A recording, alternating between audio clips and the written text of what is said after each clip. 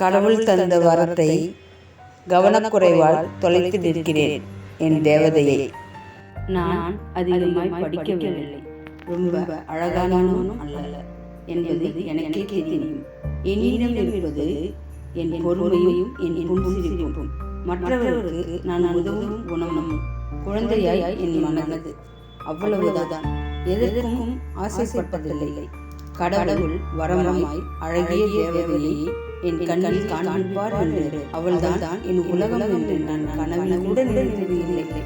எனக்கு எவ்வளவு அவளை பிடித்ததோ அதற்கும் மேலாக அவளுக்கு என்னை பிடித்திருந்தது. என்னால் என்னையே நம்ப முடியவில்லை. என் ஒவ்வொரு அசைவையும் அழகாய் மாற்றினார், அற்புதமாய் மாற்றினார்.